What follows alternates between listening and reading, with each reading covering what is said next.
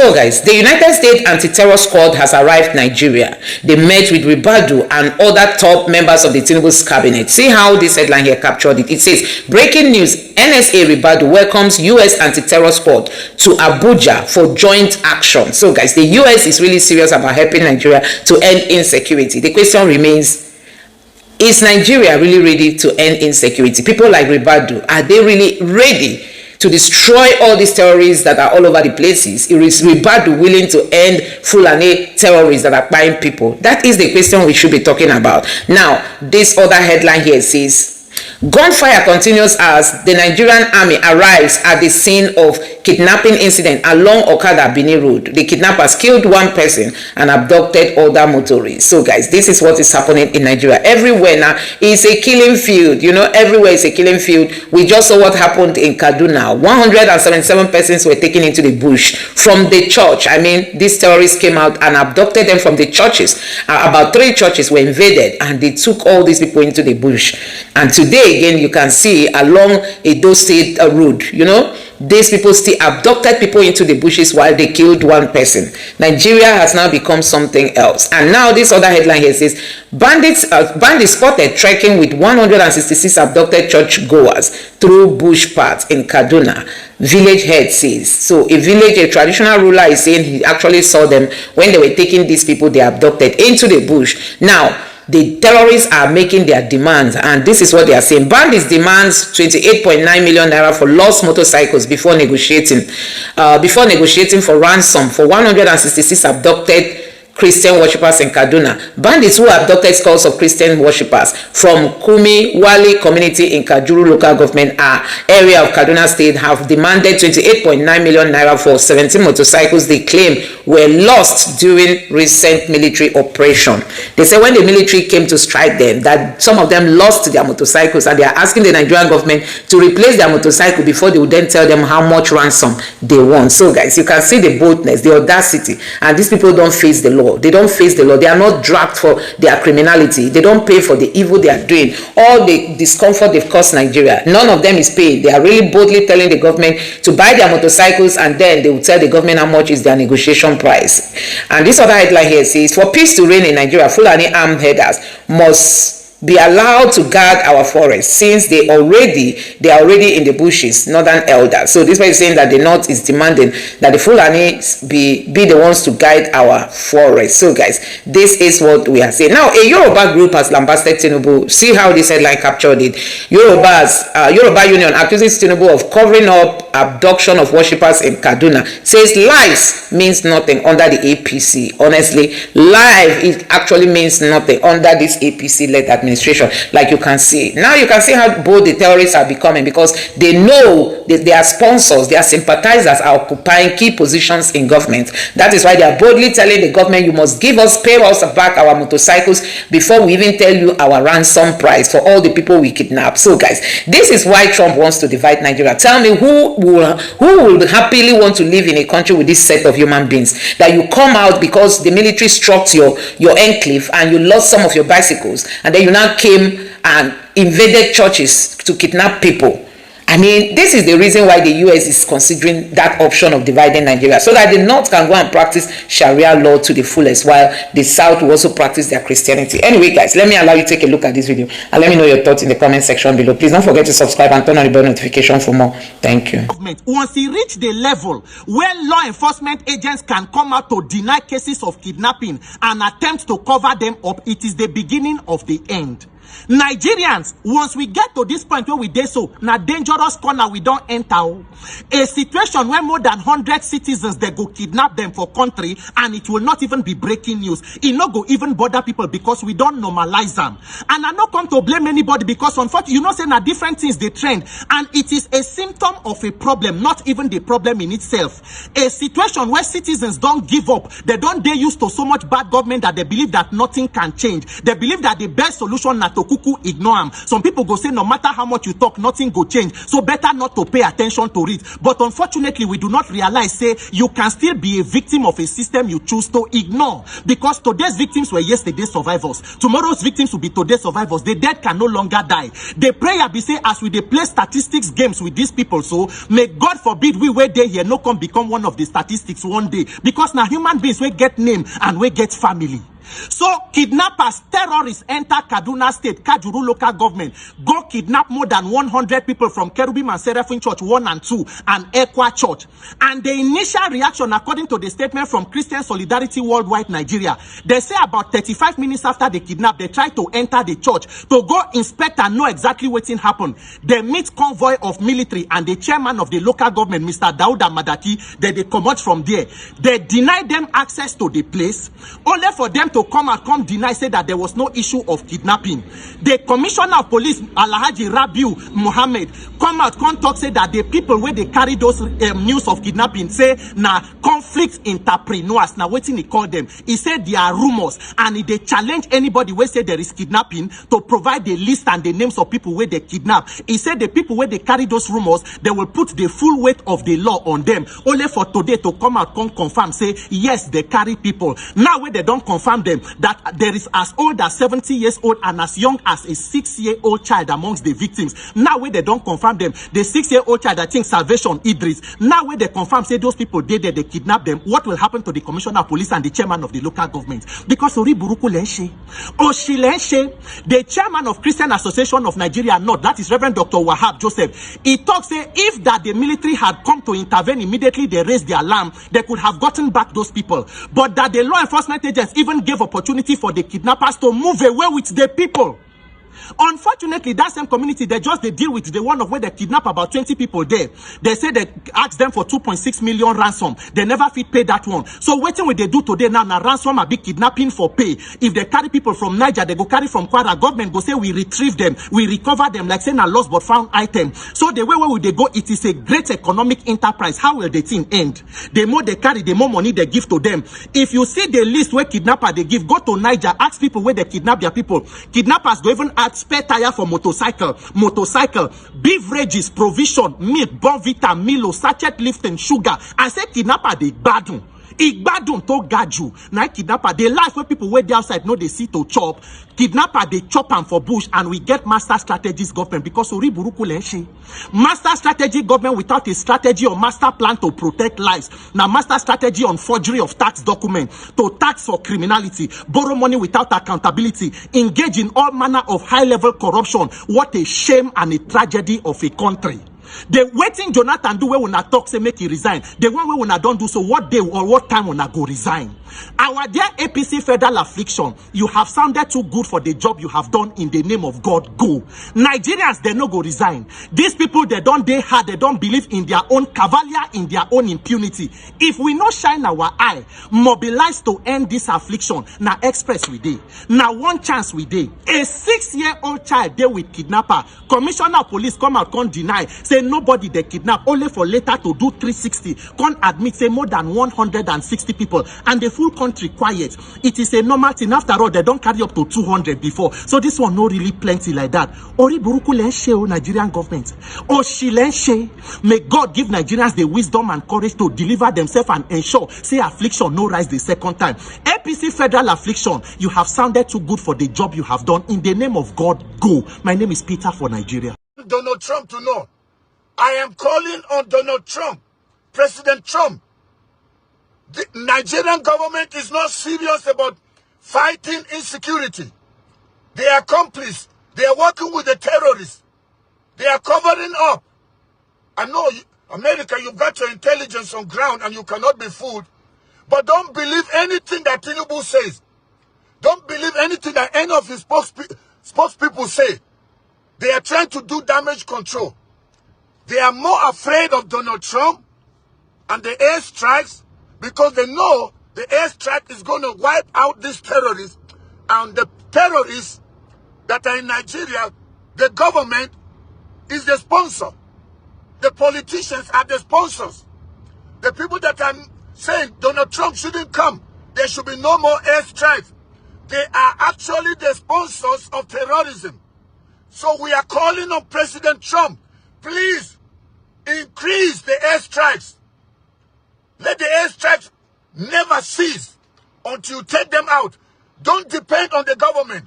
Don't dialogue with the government, because the government is not for the people. They want the people to die. They cover up and cover up. They don't want the citizens to know. We have over 4 million people, Nigerians, in IDP camps, and the government is doing nothing. Even in the city, the seat of power, where Aso Rock is, in Abuja, Tinubu has not visited any IDP camp. Please, Donald Trump, intensify the airstrikes. We know you have said you are not stopping until the government of Nigeria show that they are serious with bringing an end to terrorism in Nigeria. I want to let you know, they are not serious. They are paying lip service. They are pretending. They say one thing to you, but on ground is something else. There is a cover-up. There is a cover-up going on. Please, President Trump, let there be more airstrikes all over Nigeria. Take out the terrorists. Nigerians are helpless in the hands of their government. Nigerians are helpless. Please, Donald Trump. Please, American Senate, come. Remove this rogue government. Remove this rogue regime. They hate Nigerians. They're the enemies of Nigerians. Many Nigerians have been abducted. Many Nigerians have been kidnapped. Many Nigerians have been killed day in, day out. And they cover up and cover up and cover up. The cover up is too much. A country that can protect democracy in Benin, but cannot protect Nigerians in Sokoto.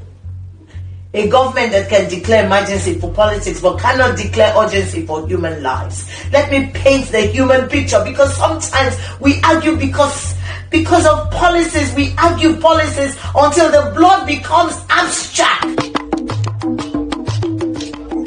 Oh, my people, let us talk truthfully, seriously. We can't go on like this, and we can't keep pretending as a people.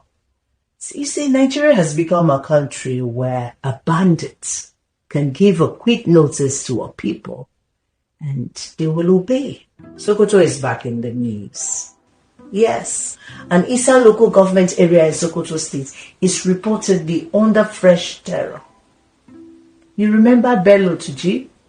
The gang that storms communities and would do whatsoever they want with the people, and the people will obey them and do exactly everything that they instruct. They don't petition. They don't do anything. They don't. They just wait and obey. This time, they don't wait for help anymore because they see that it will never come.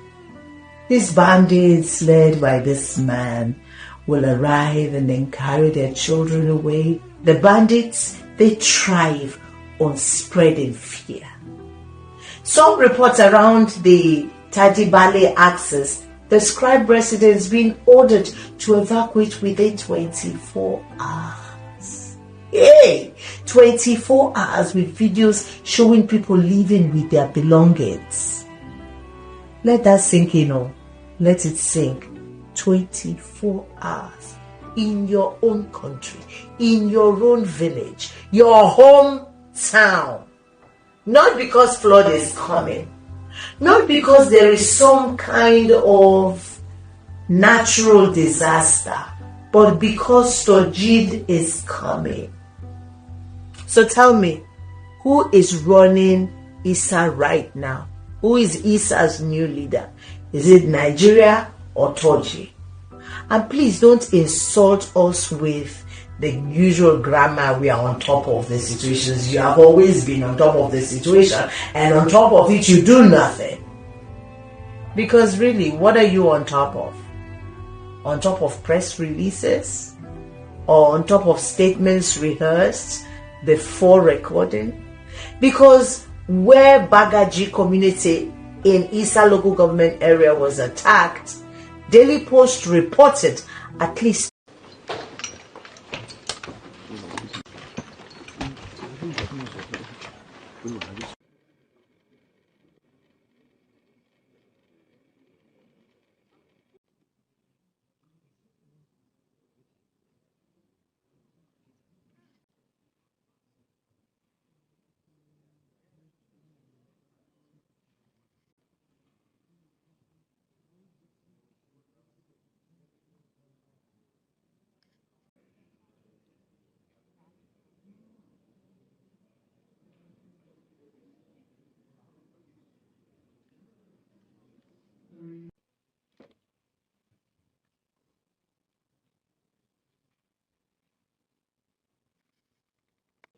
distinguished generals, esteemed members of the military top now and paramilitary, Honorable Minister of State for Finance, Dr. Doris Uzoka. Deputy Assistant Secretary for Regional Security, Welfare, Bureau of Public Relations. Very distinguished participants once again. Lieutenant General, at this point, I want to invite open bilateral cooperation, especially between the two countries, as regards the designation of Nigeria as a country of particular concern. You have heard remarks by the National Security Advisor of Nigeria and the U.S. Under Secretary of State for Political Affairs. Therefore, I want to give you a few remarks, and thereafter, if you have any questions, we can then take. Now, this engagement that we have just had represents the third high-level engagement by senior U.S. government leadership since the visit of the Nigerian delegation to Washington in November last year. Now, this also follows two congressional delegations hosted in December of 2025, and we are now having this working group between the two countries convening to work together to see how the two countries can work together to solve the pressing issues on the table.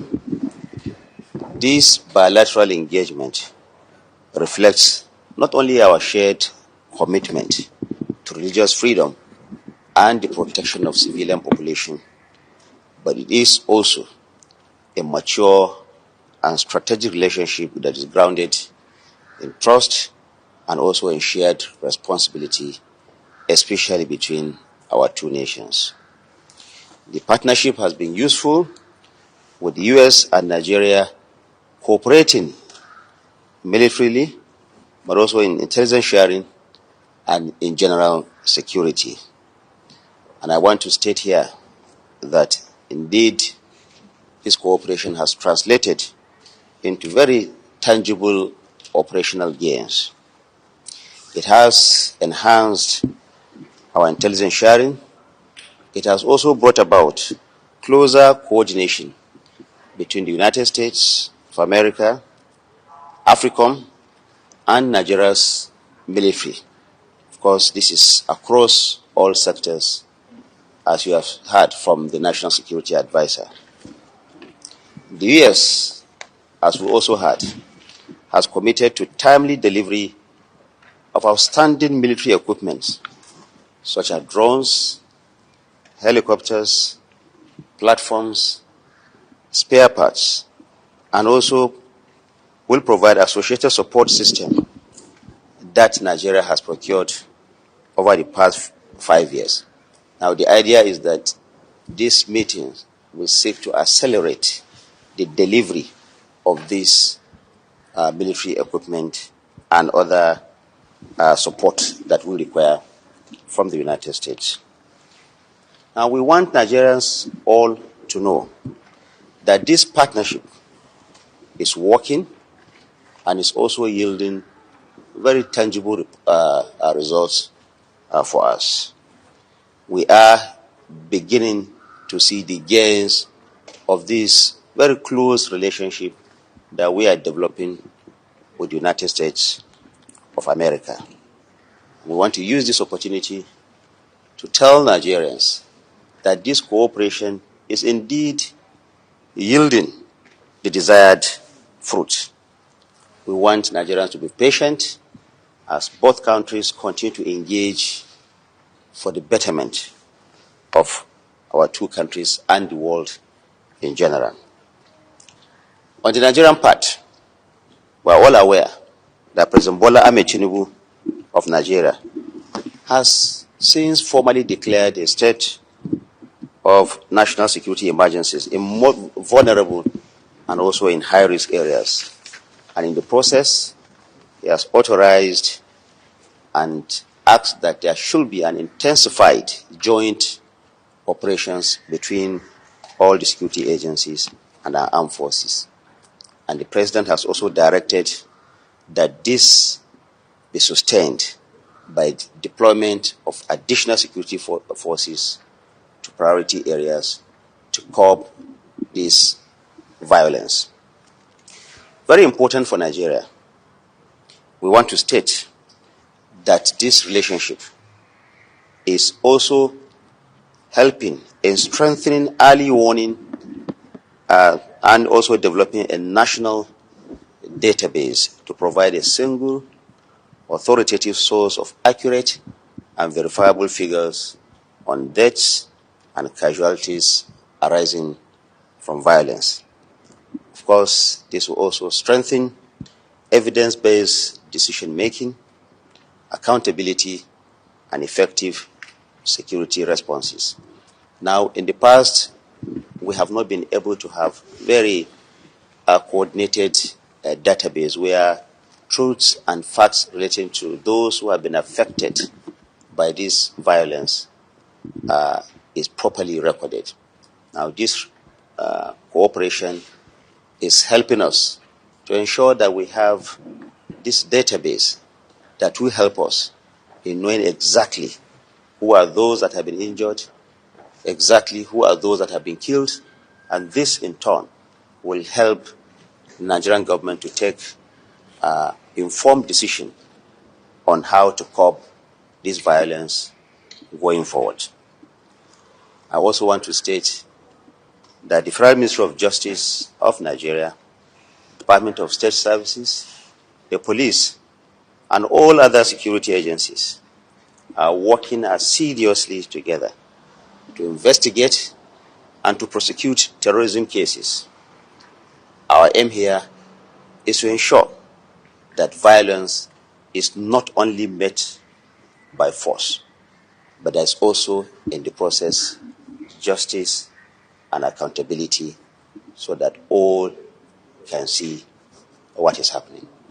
Now, in a nutshell, let me restate that this indeed, the cooperation between of what we are seeing between the United States of America and Nigeria is helping us to forge better partnership so that we can have a more secured and prosperous Nigeria. We recognize the fact that the United States are our friends and we have been cooperating with them over the years, and the Nigerian government will continue to work with them and other international partners. The aim is to ultimately see that terrorism and violent extremism is defeated and taken out of our soil. Thank you very much. We are working continuously with our U.S. partners. You have heard that these strikes were coordinated together with the Nigerian security agencies and armed forces, and they are working together to ensure that we have a very comprehensive evaluation of this, and details of that will continue to be made available to the press. Thank you. In the Middle Belt has attracted widespread condemnation, both locally and internationally. The government and the people of Nigeria condemn these attacks in the strongest possible terms. These attacks have led to mass killings and abduction of civilians. We find this unacceptable, and we condemn it. We have the opportunity offered by the United States, our partner, to help us to deepen their partnership with us, to address these challenges and find a lasting solution to the problems and restore peace in the affected communities. And we are taking advantage of this offer to ensure that the vulnerable communities in Nigeria are well protected. What we are having here today is the first joint working group of the United States and Nigeria on how to address the challenges of mass killing and adoption of innocent civilians in our vulnerable communities. So thank you. Thank you. As you have heard Of from course, the IGP, the police will also both the benefit defense from, and the police are going yes, to benefit everybody, from all this parts of our partnership. security agencies. Yeah. Thank you very much. Thank you.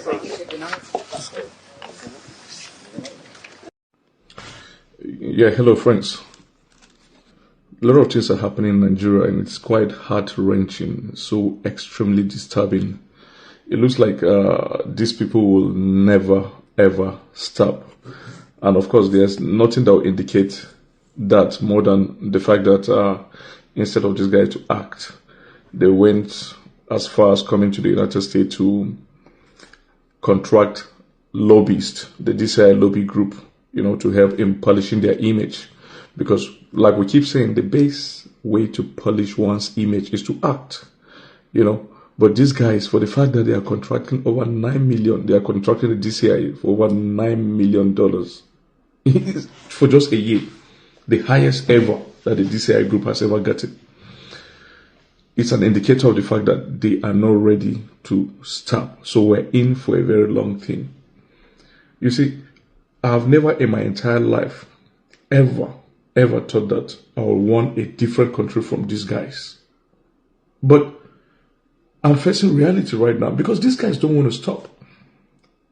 The Fulanis who have been killing people every day in Nigeria have the support of their people from the caliphate to those in government, because if those people from the caliphate, from the Sultan in Sokoto, to the likes of El Rufai, to the likes of Ganduji, to the likes of Ribadu, to the likes